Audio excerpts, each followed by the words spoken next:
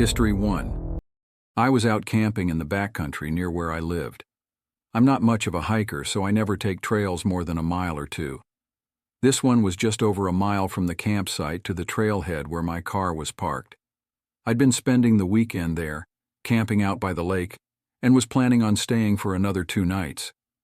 On the third day, I spent the morning hiking back to my truck, grabbing my fishing rod and some spare food, then hiking back to the camp.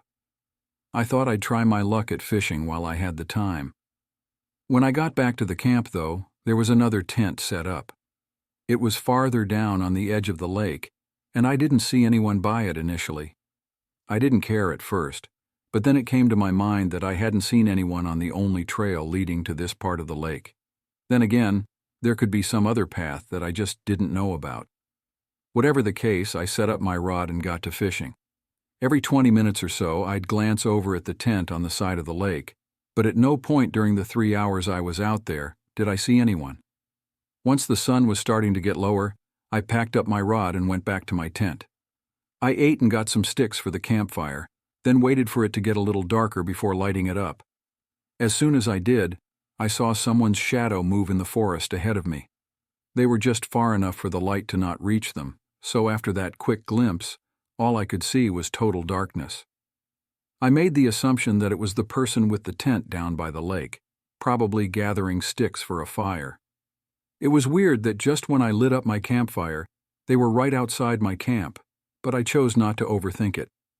I leaned back in my chair and relaxed, looking at the fire, the sky, and the lake.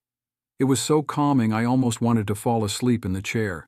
But just a half hour later, I looked past the fire and saw several figures coming from the forest. Once they were closer, I counted 4 men all coming right up to my campsite.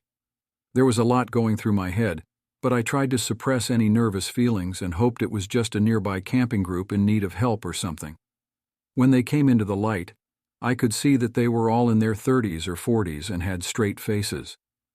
Once they were just a few feet from me and still walking, I got up from my chair and nervously began asking what they needed.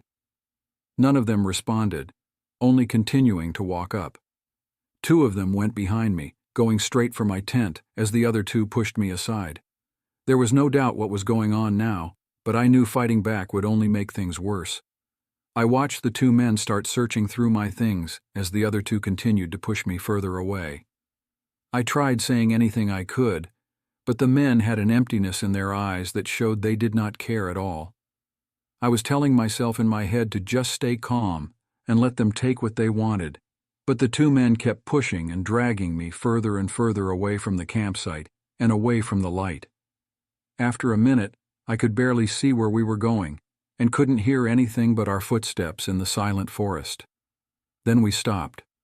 I turned and faced them, and as we stood in the darkness between the trees, all my fears just hit me at once. One of them reached for something, and I instantly took off running. All I could hear were my footsteps pounding against the leaves and grass as I got further out. I still had a general sense of direction, so I tried to get back to the trail. When I did, I went straight for my truck, and from what I could tell, nobody followed me. I reported the case to the police, but in the end, almost all my stuff was stolen, and no trace was left to help figure out who they were.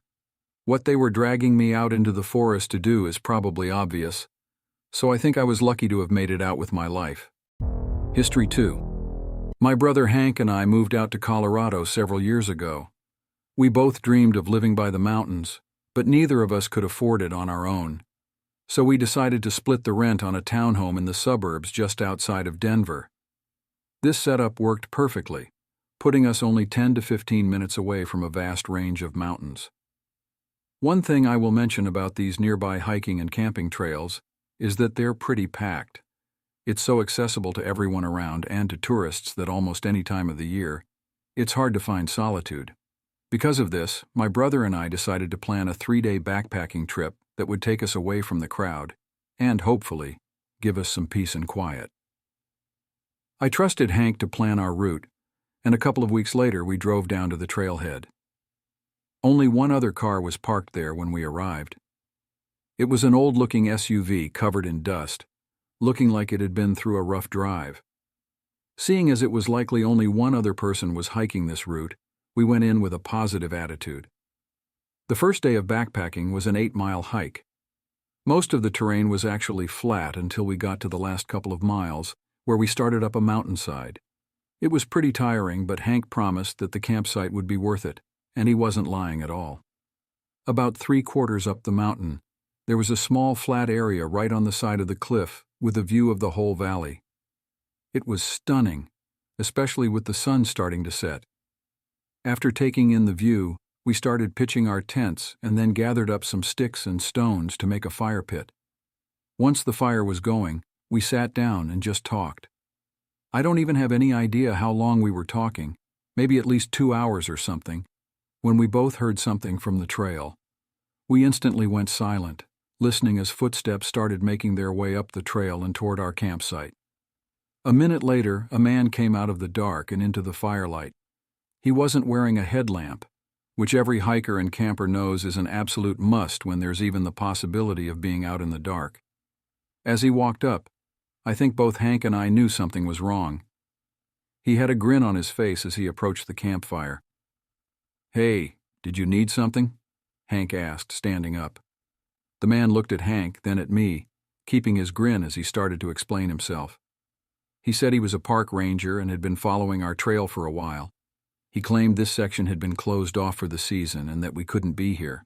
Something was really off, though, because we knew this park was open, and we'd even gotten permits from the state the day before to camp out there. We also knew that park rangers would not be out here in the middle of a mountain trail at night. But if he wasn't who he said he was, then what was he doing out here? I could tell Hank's mind was racing too as we both looked at the man and started asking questions, but he cut us off quickly. "You both need to leave with me right now. Pack up and follow me. I'll lead you guys back to the trailhead." We stood there in silence for a moment, taking in what he just said and realizing that something was seriously wrong here.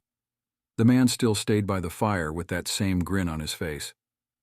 "No, we're staying here," Hank said. The man looked at him again, then at me, keeping that same eerie grin as he just turned around and walked away. Terrified, we didn't even speak for a few minutes, just listening to make sure he didn't come back. Then we grabbed some more dry sticks and rekindled the fire. Neither of us slept. We stayed up the entire night, sometimes hearing what we thought were footsteps again, but never seeing the man. Once the sun was up, we packed and left, cutting our trip short and retracing the trail back to our car. When we got back, that same dusty SUV was there, which got us both wondering if that hiker had run into the same man as us and what happened to them. We notified the police but ultimately found nothing out of it. There was no doubt the man was lying about being a park ranger, but the fact that he tried to lead us out into the woods in the middle of the night means he was likely up to something horrible. What that was, we don't know, but it seems like the other hiker may have been unfortunate enough to find out. History 3. I used to go camping all the time with some of my buddies from college, but once we graduated, we could never find time anymore. Everyone's schedules were different, so I ended up going out on my own. There was a campground that we used to go to a lot, so I played it safe and went to that same place. It was somewhat far out and not the easiest to get to, but that's why I liked it. Nobody would ever be there because there were a lot of easier options nearby to camp at. Knowing the route, I got there no problem and set all of my stuff up. Not long after, a man showed up. He looked like any other hiker, but he only had a small backpack, so definitely no tent or camping gear. The only thing that had me questioning why he was here was that this wasn't a very scenic spot or anything. It was a nice place to camp because it was an open area with trees around, but if you're not camping, there would be no reason to hike all the way out here. I didn't think all that much about it at the time because the man seemed normal enough. Maybe he just wanted a quiet space to relax for a bit. I stayed by my tent, and the man stayed on the other side of the campgrounds. Around 6, I walked away from my tent to cook my food. It was around this time that I saw the man finally leave. I thought it was a little late to be walking back because it was going to be completely dark in less than an hour, and the hike was probably 3 hours. Other than that, I was just happy to be alone now. I boiled some water with my mini stove, made one of my freeze-dried meals, then went back near my tent and sat down. The sun was just about gone, so I brought out a small lantern and hung it on the side of the tent. As I stayed outside and took in the atmosphere, it suddenly hit me that I was alone out there. Usually this is when we'd all gather around and talk by a campfire, but by myself I didn't really have anything to do. After a while I turned off the lantern and went inside my tent, laying down and turning in for the night. Sometime in the middle of the night, I woke up to the sound of footsteps nearby. When I opened my eyes, it was pitch black, and I had no idea how long I'd been asleep for. But the footsteps came closer and closer, until they stopped on the other end of the campground. After a few seconds, I felt around for my lantern and turned it on, then unzipped the tent and looked out. 20 or so feet from my tent, there was the shape of a man standing right by where I'd seen the guy from earlier standing. From what I could make out, it was likely the same person, but they were just standing there, not doing anything. It was far enough into the night that this was immediately disturbing, no matter the context. Having turned my lantern on, he definitely saw me. "Hey, are you okay?" I called out to him. I waited a couple of seconds, but he didn't show any signs of acknowledging me. I couldn't even tell which direction he was facing, but he was either facing away from me or directly at me, and I don't even know which way was more disturbing. I reached for my pocket knife from my backpack, then did the only thing I could do, which was stay sitting there and wait. The most increasingly uneasy 15 minutes of my life passed as I looked at this man standing there, and barely moving before he suddenly turned and walked off in the same direction he had gone before. I could see from the way his figure moved when he turned that he had been facing me. So that whole time he was there, he was just staring at me. I felt chills run through me as the man's footsteps got quieter and quieter, fading out in the distance. I didn't know what else to do other than stay up in case he came back. As far as I know, he never did. I left in the morning and got back safely, but since then, I haven't been out camping. I don't know what that man was doing, but there's no world in which that wasn't extremely disturbing.